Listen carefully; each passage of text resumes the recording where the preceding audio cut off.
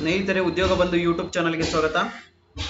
ಕರ್ನಾಟಕ ಸರ್ಕಾರ ಕೈಗಾರಿಕಾ ತರಬೇತಿ ಮತ್ತು ಉದ್ಯೋಗ ಆಯುಕ್ತಾಲಯದಲ್ಲಿ ಪ್ರತಿ ವರ್ಷವೂ ಕರೆದಂತೆ ಈ ವರ್ಷವೂ ಕೂಡ ಐಟಿಐಗೆ ಅರ್ಜಿಯನ್ನು ಕರೆಯಲಾಗಿದೆ. ರಾಜ್ಯದ ಸರ್ಕಾರಿ ಹಾಗೂ ಅನುದಾನಿತ ಖಾಸಗಿ ಕೈಗಾರಿಕಾ ತರಬೇತಿ ಸಂಸ್ಥೆಗಳಲ್ಲಿ ಆಗಸ್ಟ್ 2026ನೇ ಸಾಲಿನ ಶೈಕ್ಷಣಿಕ ಸಾಲಿನ ಆನ್ಲೈನ್ ಅಪ್ಲಿಕೇಶನ್ ಪ್ರಾರಂಭವಾಗಿದೆ. ಅದರ ಬಗ್ಗೆ ಸಂಪೂರ್ಣ ಮಾಹಿತಿನ ತಿಳಿಸ್ಕೊಡ್ತೀನಿ. ಹಾಗೆ ಆನ್ಲೈನ್ ಮುಖಾಂತರ ಹೇಗೆ ಅರ್ಜಿಯನ್ನು ಸಲ್ಲಿಸೋದು ಐಟಿಐಗೆ ಅನ್ನೋದ್ರ ಬಗ್ಗೆ, ಮತ್ತೆ ಫೀಸ್ ಎಷ್ಟಿದೆ, ಮತ್ತೆ ಏನೆಲ್ಲ ದಾಖಲಾತಿಗಳು ಬೇಕು ಅನ್ನೋದ್ರ ಬಗ್ಗೆ ಸಂಪೂರ್ಣ ಮಾಹಿತಿನ ತಿಳಿಸ್ಕೊಡ್ತೀನಿ. ಯಾರೆಲ್ಲ ಇನ್ನೂ ನನ್ನ ಚಾನಲ್ಗೆ ಸಬ್ಸ್ಕ್ರೈಬ್ ಆಗಿಲ್ವೋ ದಯವಿಟ್ಟು ಸಬ್ಸ್ಕ್ರೈಬ್ ಆಗಿ. ಒಟ್ಟು ರಾಜ್ಯದಲ್ಲಿ 270 ಸರ್ಕಾರಿ ಕೈಗಾರಿಕಾ ತರಬೇತಿ ಸಂಸ್ಥೆಗಳಿದ್ದಾವೆ ಹಾಗೂ 192 ಅನುದಾನಿತ ಖಾಸಗಿ ಕೈಗಾರಿಕಾ ತರಬೇತಿ ಸಂಸ್ಥೆಗಳಿದ್ದಾವೆ.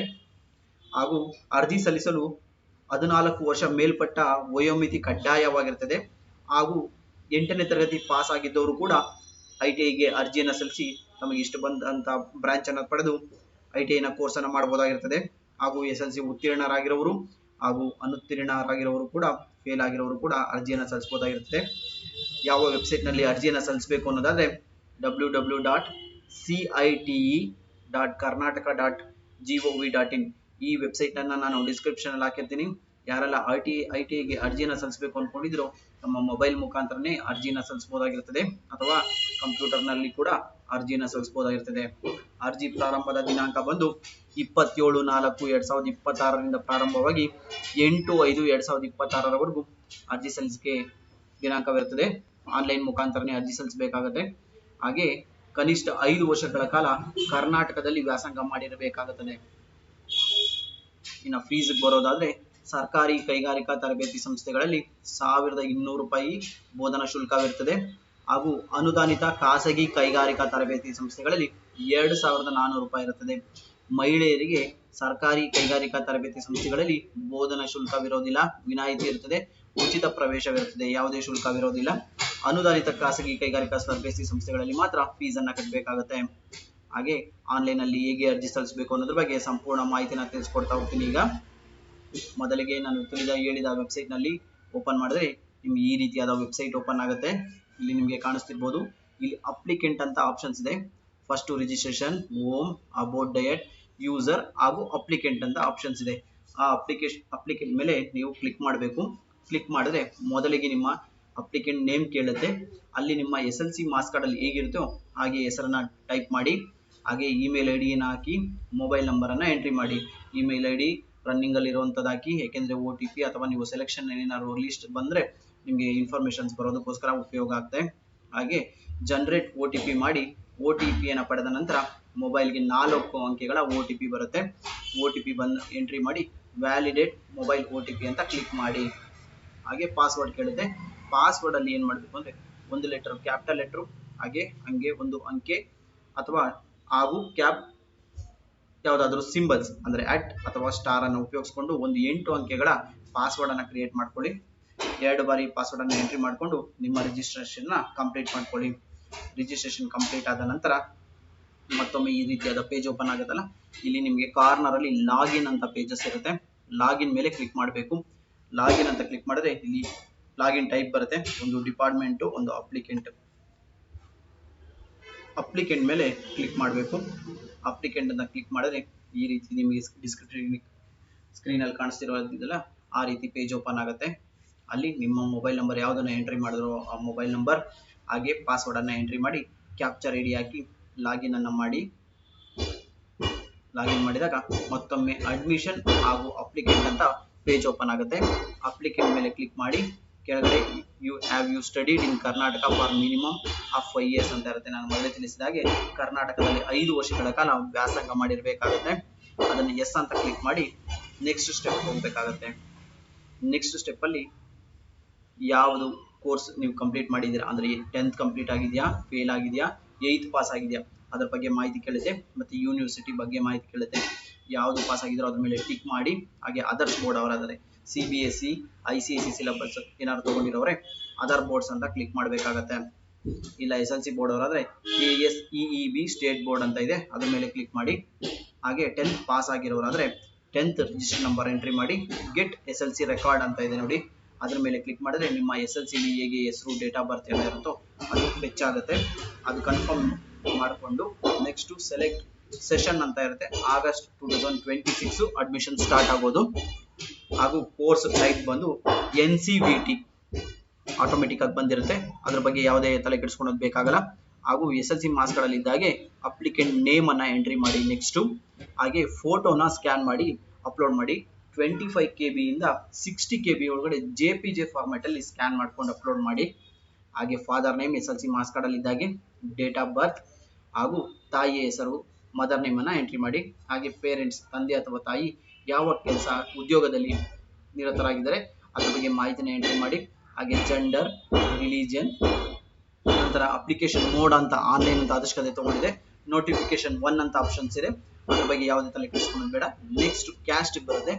ಕ್ಯಾಸ್ಟ್ ಯಾವ ಕ್ಯಾಟಗರಿ ಬರುತ್ತೆ, SC ST category 1, 3A 3B 2A 2B ಯಾವ್ದು ಬರುತ್ತೋ ಅದನ್ನ ಎಂಟ್ರಿ ಮಾಡಿ. ಹಾಗೆ ನಿಮ್ಮ ಕ್ಯಾಸ್ಟ್ ಯಾವುದು ಅಂತ ನೆಕ್ಸ್ಟ್ ಆಪ್ಷನ್ಸ್ ಅಲ್ಲಿ ಕೇಳುತ್ತೆ, ಅದನ್ನ ಕ್ಲಿಕ್ ಮಾಡಬೇಕು. ಹಾಗೆ RD ನಂಬರ್, ನಿಮ್ಮ ಕ್ಯಾಸ್ಟ್ ಸರ್ಟಿಫಿಕೇಟ್ ಅಲ್ಲಿ ಇರುತ್ತಲ್ಲ RD ನಂಬರ್ ಇದ್ದರೆ RD ನಂಬರ್ ಎಸ್ ಅಂತ ಕ್ಲಿಕ್ ಮಾಡಿ ಅದರ ಬಗ್ಗೆ RD ನಂಬರ್ ಅನ್ನ ಎಂಟ್ರಿ ಮಾಡಬೇಕಾಗತ್ತೆ.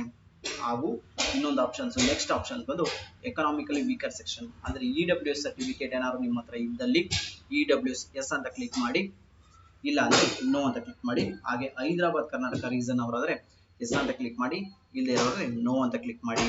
ಹಾಗೆ ಫಿಸಿಕಲ್ ಹ್ಯಾಂಡಿಕ್ಯಾಪ್ ಕೂಡ ಅವಕಾಶ ಇದೆ, ಎಸ್ ಆರ್ ನೋ ಆಪ್ಷನ್ಸ್ ಇದೆ. ಎಕ್ಸ್ ಸರ್ವಿಸ್ ಮೆನ್ ಇದೆ.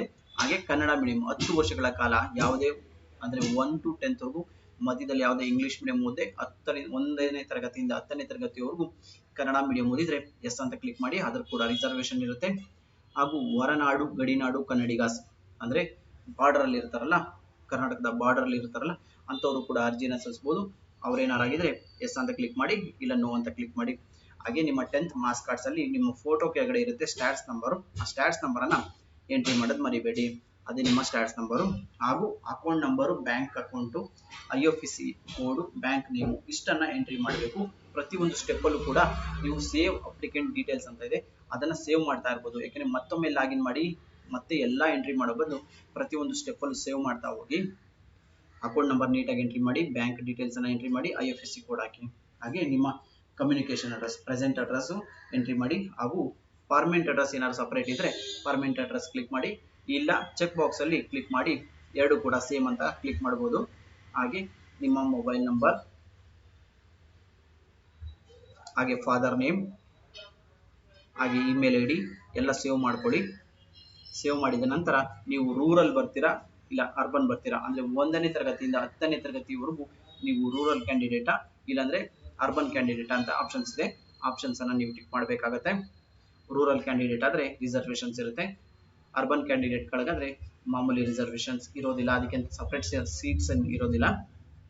ಹಾಗೆ name of the school studied as per the qualification, ಅಂದ್ರೆ ನೀವು 10th ಯಾವ ಸ್ಕೂಲ್ ಕಂಪ್ಲೀಟ್ ಮಾಡಿದ್ದೀರಾ, CBSE ಆಗಿರ್ಬೋದು, KCB ಆಗಿರ್ಬೋದು, ಸ್ಟೇಟ್ ಬೋರ್ಡ್ ಆಗಿರ್ಬೋದು, ಅದ್ರ ಬಗ್ಗೆ ಮಾಹಿತಿನ ಕೊಡಿ. ಮತ್ತೆ ಮ್ಯಾಕ್ಸಿಮಮ್ ಮಾರ್ಕ್ಸ್ ಎಷ್ಟಿದೆ, ನೀವು ಎಷ್ಟು ತಗೊಂಡಿದ್ದೀರಾ, percentage, results, first class, second class, third class, ಅದ್ರ ಬಗ್ಗೆ ಮಾಹಿತಿಯನ್ನು ಕೇಳುತ್ತೆ. ಎಂಟ್ರಿ ಮಾಡಿ ಸೇವ್ ಎಜುಕೇಶನ್ ಡೀಟೇಲ್ಸ್ ಮೇಲೆ ಕ್ಲಿಕ್ ಮಾಡಿ. ತದನಂತರ ರಿಲೆವೆಂಟ್ ಡಾಕ್ಯುಮೆಂಟ್ಸ್ ಕೇಳುತ್ತೆ. ಆಧಾರ್ ಕಾರ್ಡ್ ಅಥವಾ ವೋಟರ್ ID ಇದ್ದರೆ ವೋಟರ್ ID, ಪಾನ್ ಕಾರ್ಡ್ ಯಾವುದಾದರೂ ಡೀಟೇಲ್ಸ್ ಕೇಳುತ್ತೆ. ಆ ಡೀಟೇಲ್ಸ್ ಅನ್ನ ಎಂಟ್ರಿ ಮಾಡಿ. ಆಧಾರ್ ಕಾರ್ಡ್ ಪ್ರತಿಯೊಬ್ಬರ ಹತ್ರ ಇದೆ, ಆಧಾರ್ ಕಾರ್ಡ್ ನಂಬರ್ ಅನ್ನ ಎಂಟ್ರಿ ಮಾಡಿದ್ರೆ ಸಾಕು. ಹಾಗೆ ನೀವು ಯಾವ ಡಿಸ್ಟಿಕ್ ಅಲ್ಲಿ ಕಾಲೇಜನ್ನು ಸೆಲೆಕ್ಟ್ ಮಾಡಬೇಕು ಅನ್ಕೊಂಡಿದ್ದೀರಾ ಅದ್ರ ಬಗ್ಗೆ ಆಪ್ಷನ್ಸ್ ಕೇಳುತ್ತೆ. ಇನ್ಸ್ಟಿಟ್ಯೂಟ್ ಪ್ರಿಫರೆನ್ಸ್ ಡೀಟೇಲ್ಸ್ ಅಂತ ಕೇಳುತ್ತೆ, ಅಲ್ಲಿ ನಿಮ್ಮ ಕಾಲೇಜ್ ಡೀಟೇಲ್ಸ್ ಅನ್ನ ಎಂಟ್ರಿ ಮಾಡಬೇಕು. ನೀವು ಯಾವ ಡಿಸ್ಟಿಕ್ಗೆ ಅಪ್ಲೈ ಮಾಡಬೇಕು ಅನ್ಕೊಂಡಿದ್ದೀರೋ ಡಿಸ್ಟಿಕ್ ಅನ್ನ ಎಂಟ್ರಿ ಮಾಡಬೇಕು. ತದನಂತರ 5 ಆಪ್ಷನ್ಸ್ ಇದೆ, ಮತ್ತೆ ಎಷ್ಟು ಬೇಕಾದ್ರೂ ಕಾಲೇಜನ್ನ ನೀವು ಎಂಟ್ರಿ ಮಾಡ್ತಾ ಹೋಗ್ಬೋದು, ಅದಕ್ಕೇನು ಅಬ್ಜೆಕ್ಷನ್ ಇರೋದಿಲ್ಲ. ಮೊದಲಿಗೆ ಡಿಸ್ಟಿಕ್ ಅನ್ನ ಸೆಲೆಕ್ಟ್ ಮಾಡಿ, ತಾಲೂಕನ್ನ ಸೆಲೆಕ್ಟ್ ಮಾಡಿ, ಹಾಗೆ ಇನ್ಸ್ಟಿಟ್ಯೂಟ್, ನೀವು ಯಾವ ಟ್ರೇಡ್ ಅನ್ನ ತಗೋಬೇಕು ಅನ್ಕೊಂಡಿದ್ದೀರೋ ಆ ಟ್ರೇಡ್ ಬಗ್ಗೆ ಮಾಹಿತಿನ ಕೊಡ್ತಾ ಪ್ರತಿಯೊಂದನ್ನು ಸೇವ್ ಮಾಡ್ತಾ ಹೋಗಿ. ಒಂದೊಂದು ಆಪ್ಷನ್ಸ್ ಮಾಡ್ತಾ ನಂತರ ಕೂಡ ಸೇವ್ ಮಾಡ್ತಾ ಹೋಗಿ. ಹಾಗೆ ಎಷ್ಟು ಬೇಕಾದ್ರೂ ಆಡ್ ಮೋರ್ ಪ್ರಿಫರೆನ್ಸ್ ಅಂತ ಇದೆಯಲ್ಲ ಅದ್ರ ಮೇಲೆ ಕ್ಲಿಕ್ ಮಾಡ್ತಾ ನೀವು ಎಷ್ಟು ಕಾಲೇಜಲ್ಲಿ ಇಷ್ಟು ಬೇಕಾದ್ರೂ ಎಂಟ್ರಿ ಮಾಡ್ಬೋದು. ತದನಂತರ ಪ್ರಿವ್ಯೂ ಬರುತ್ತೆ. ನೆಕ್ಸ್ಟ್ ಸ್ಟೆಪ್ ಅಲ್ಲಿ ಪ್ರಿವ್ಯೂ ನೋಡ್ಕೊಳ್ಳಿ. ಹಾಗೆ ಡಾಕ್ಯುಮೆಂಟ್ಸ್ ಅಪ್ಲೋಡ್ ಕೇಳುತ್ತೆ, ಫೋಟೋ ಸಿಗ್ನೇಚರ್ನ ಸ್ಕ್ಯಾನ್ ಮಾಡಿ ಅಪ್ಲೋಡ್ ಮಾಡಬೇಕಾಗುತ್ತೆ. ಅಪ್ಲೋಡ್ ಮಾಡಿ ಹಾಗೆ ಪ್ರಿವ್ಯೂನ ನೋಡ್ಕೊಂಡಿದ ತಕ್ಷಣ ನಿಮಗೆ ಅಪ್ಲಿಕೇಶನ್ ನಂಬರ್ ಬರುತ್ತೆ, ಅದನ್ನ ಹುಷಾರಾಗಿ ಬರ್ದ್ ಮಾಡ್ಕೊಳ್ಳಿ ಇಲ್ಲ ಸೇವ್ ಮಾಡ್ಕೊಳ್ಳಿ. ಹಾಗೆ ಅಪ್ಲಿಕೇಶನ್ ಪ್ರಿಂಟ್ಔಟ್ ಬರುತ್ತೆ, ಅಪ್ಲಿಕೇಶನ್ ಪ್ರಿಂಟ್ಔಟ್ ಅನ್ನ ಪ್ರಿಂಟ್ಔಟ್ ತಗೊಳ್ಳಿ. ಏಕೆಂದ್ರೆ ಕೌನ್ಸಿಲಿಂಗ್ ಇರೋ ಟೈಮಲ್ಲಿ, ಡಾಕ್ಯುಮೆಂಟ್ ವೆರಿಫಿಕೇಶನ್ ಟೈಮಲ್ಲಿ ಆ ಅಪ್ಲಿಕೇಶನ್ ಫಾರ್ಮ್ನ ನೀವು ಸಬ್ಮಿಟ್ ಮಾಡಬೇಕಾಗತ್ತೆ. ಅದಕ್ಕೋಸ್ಕರ ಅಪ್ಲಿಕೇಶನ್ ಫಾರ್ಮನ್ನು ಪ್ರಿಂಟ್ಔಟ್ ತಗೊಂಡು ಜೋಪಾನವಾಗಿ ಕೌನ್ಸಿಲಿಂಗ್ ಇರೋ ಟೈಮಲ್ಲಿ ಎಂಟ್ರಿ ಆಗಿ. ಹಾಗೆ ಆನ್ಲೈನ್ ಮುಖಾಂತರ ಪೇಮೆಂಟ್ ಮಾಡಬೇಕಾಗತ್ತೆ. Phone pay, net banking, debit card ಯಾವುದ್ರ ಮುಖಾಂತರ ಆನ್ಲೈನ್ ಮುಖಾಂತರ ಪೇಮೆಂಟನ್ನು ಮಾಡಿ ಅರ್ಜಿಯನ್ನು ಸಬ್ಮಿಟ್ ಮಾಡಿ. ಈ ವಿಡಿಯೋ ನಿಮಗೆ ಉಪಯುಕ್ತ ಆಗುತ್ತೆ ಅನ್ಕೊಂತೀನಿ. Thank you. ಯಾರೆಲ್ಲ ನನ್ನ ಚಾನಲ್ಗೆ ಇನ್ನೂ ಸಬ್ಸ್ಕ್ರೈಬ್ ಆಗಿಲ್ವೋ ದಯವಿಟ್ಟು ಸಬ್ಸ್ಕ್ರೈಬ್ ಆಗಿ.